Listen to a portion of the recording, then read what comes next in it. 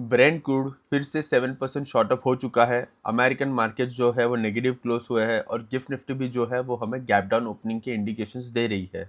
तो चलिए आज के प्री मार्केट आउटलुक में हम डिस्कस करते हैं कि हमारे मार्केट में कैसी ट्रेडिंग हो सकती है।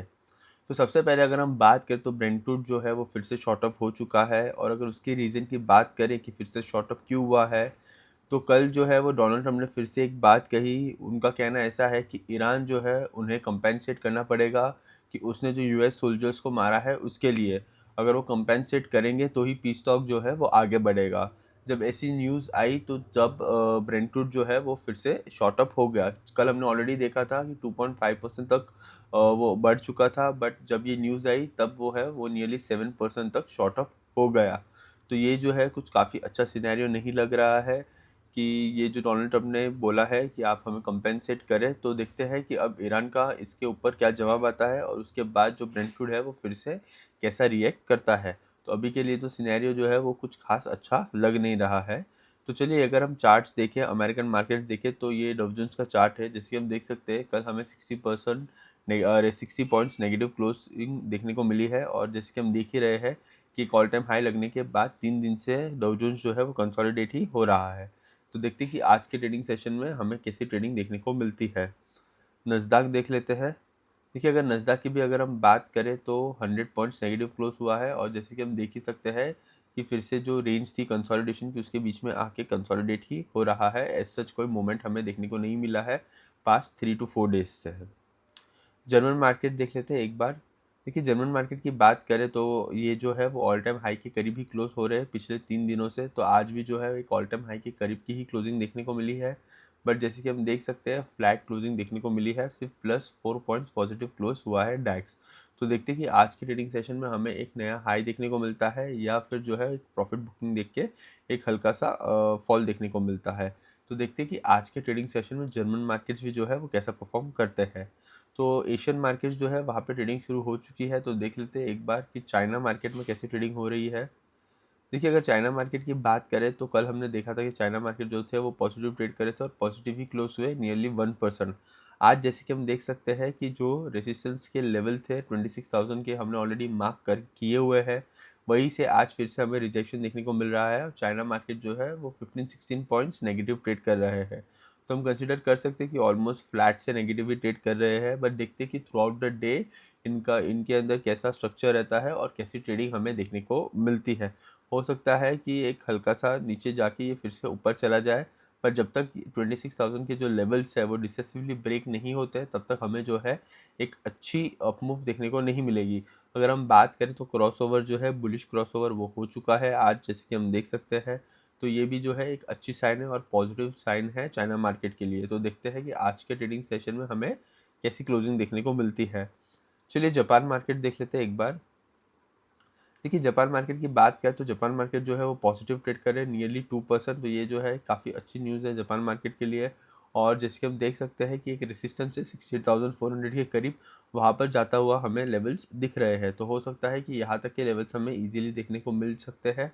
तो देखते हैं कि आज के ट्रेडिंग सेशन में जापान मार्केट जो है वो कैसा परफॉर्म करता है। तो चलिए एक बार जो है वो अब हम गिफ्ट निफ्टी देख लेते हैं कि गिफ्ट निफ्टी जो है वो हमें क्या इंडिकेट कर रही है। देखिए गिफ्ट निफ्टी की बात करें तो गिफ्ट निफ्टी जो है वो हमें गैप डाउन के इंडिकेशन दे रही है। नियरली -15 -20 पॉइंट्स के करीब जो है वो गिफ्ट निफ्टी ट्रेड कर रही है। तो हो सकता है कि आज हमें फ्लैट से नेगेटिव ओपनिंग के इंडिकेशन हमें गिफ्ट निफ्टी दे रही है। तो देखते हैं कि आज हमें कैसी ओपनिंग देखने को मिलती है हमारे मार्केट में। तो चलिए एक बार जो है वो निफ्टी बैंक निफ्टी पे हम लेवल्स देख लेते हैं। देखिए अगर निफ्टी की बात करें तो कल हमें जो है एक फ्लैट क्लोजिंग देखने को मिली थी, और दूसरी कैंडल बनी थी कल डेली टाइम फ्रेम पे। तो देखते हैं कि आज जो है वो ब्रेंट क्रूड के प्राइसेस कुछ ज़्यादा ही बढ़ गए हैं, और ये एक नेगेटिव न्यूज़ है हमारे इंडियन मार्केट के लिए। तो हो सकता है कि हमने कल भी एक ही चीज़ डिस्कस की थी कि 200 EMA जो है वो बहुत ही ज़्यादा स्ट्रॉन्ग सपोर्ट बिहेव कर सकती है, जो 24,400 के करीब है। तो देखते हैं, और अगर 24,500 की भी अगर हम बात करें तो एक अच्छा सपोर्ट होल्ड करता है। तो दो मेजर सपोर्ट है 24,500 और 24,400। हो सकता है कि 200 EMA से बाउंस बैक हमें देखने को मिले। तो हो सकता है कि आज हल्की सी गिरावट देखने को मिल सकती है हमें हमारे मार्केट में।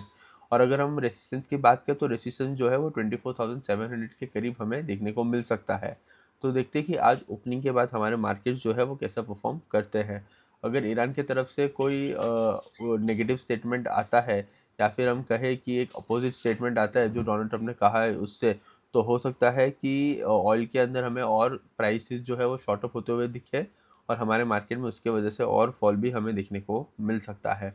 तो देखते हैं कि वॉर के एंड से और कितना और कैसी न्यूज़ आती है और कितना मैनिपुलेशन हमें देखने को मिलेगा। तो निफ्टी की बात तो हमने लेवल्स की कर ली है, तो देखते हैं कि आज ओपनिंग के बाद हमारे मार्केट्स कैसा परफॉर्म करते हैं।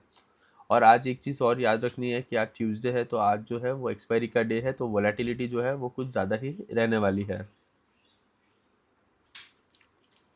देखिए, अगर बैंक निफ्टी की बात करें तो कल भी बैंक निफ्टी जो है वो ऑलमोस्ट हम कह सकते हैं कि flat and negative he trade closing हमें देखने को मिली है। अगर बैंक निफ्टी के भी लेवल्स की बात करें तो जो रेसिस्टेंस है वो 58,000 पे है और सेकंड रेसिस्टेंस जो है वो 58,500 के करीब है। अगर हम बात करें सपोर्ट की भी, तो सपोर्ट जो है वो 57,500 पे एक माइनर सपोर्ट है, पर अगर वो ब्रेक होता है तो फिर 57,000 के करीब का सपोर्ट है जो हमें देखने को मिल सकता है। तो देखते हैं कि आज ओपनिंग के बाद हमारे मार्केट जो है वो कैसा परफॉर्म करते हैं। बट जैसे कि हम देख ही रहे हैं, निफ्टी बैंक निफ्टी दोनों कंसोलिडेशन फेज में ही चल रहे हैं, तो हो सकता है कि हमें एक बड़ा फॉल ना देखने को मिले, एक छोटा फॉल देखने को मिले और उसके बाद रिकवरी भी देखने को मिल सकती है। बट देखते हैं कि ओपनिंग के बाद मार्केट कैसा रिएक्ट करते हैं। चलिए एक बार जो है वो हम ब्रेंट देख लेते हैं।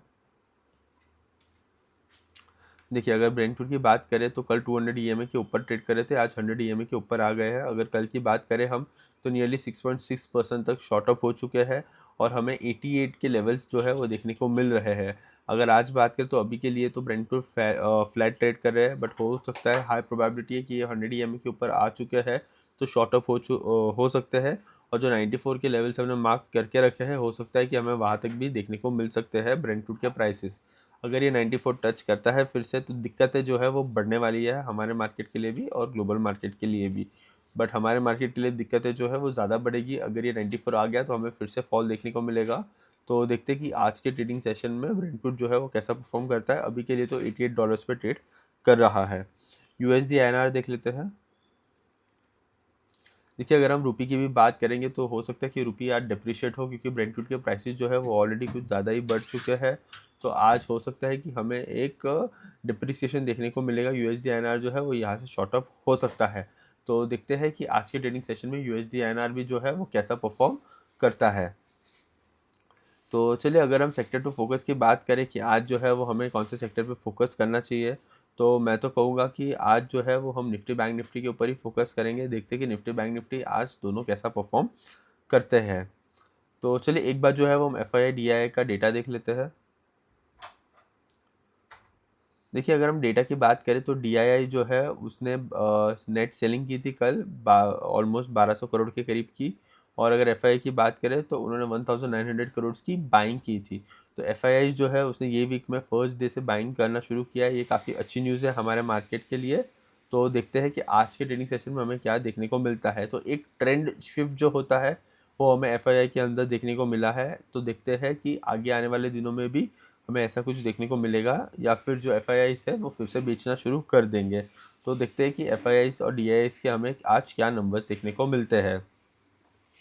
तो चलिए फिर आज का जो हमारा प्री मार्केट आउटलुक है उसे हम समराइज़ कर लेंगे। और समराइज़ करते हुए तो मैं यही कहूँगा कि अमेरिकन मार्केट्स नेगेटिव में एंड हुए हैं, जर्मन मार्केट्स फ्लैट एंड हुए हैं। अगर हम एशियन मार्केट्स की बात करें तो एशियन मार्केट में भी चाइना मार्केट नेगेटिव ट्रेड कर रहा है और जापान मार्केट पॉजिटिव ट्रेड कर रहा है।